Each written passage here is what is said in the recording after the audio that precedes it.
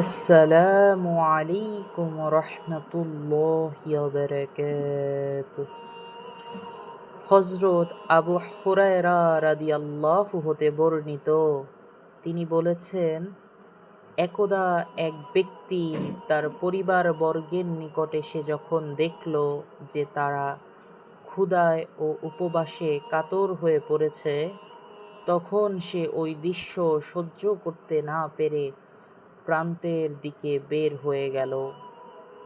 অতঃপর তার স্ত্রী যখন দেখল যে তার স্বামী পরিবারের দুরবস্থা দেখে লজ্জিতভাবে রুজির তালাশে বের হয়ে গেছে, তখন সে আটা পিষার চাক্কির নিকট গিয়ে এক চাক্কি আরেক চাক্কির উপর রাখল। তারপর চুলার নিকট গিয়ে তাতে আগুন জ্বালালো। এরপর দোয়া করতে লাগলো, হে আল্লাহ, আমাদেরকে রিজিক দান করো। অতঃপর সে নিচের চাকতির প্রতি লক্ষ্য করে দেখল যে তা ভর্তি হয়ে রয়েছে। বর্ণনাকারী বলেন, এরপর সে রুটি তৈরি করার জন্য চুলার কাছে গিয়ে দেখল যে তথাকার পাত্রটি রুটি দ্বারা পরিপূর্ণ রয়েছে।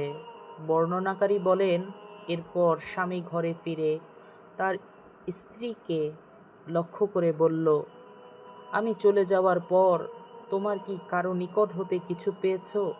স্ত্রী বলল, হ্যাঁ,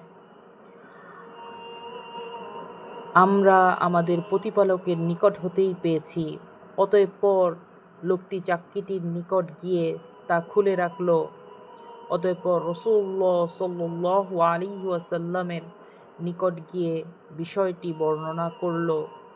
তিনি বললেন, যদি ওই ব্যক্তি চাক্কিটি খুলে না রাখত তবে কিয়ামত পর্যন্ত তা ঘুরতে থাকত এবং তা হতে আটা বের হতো।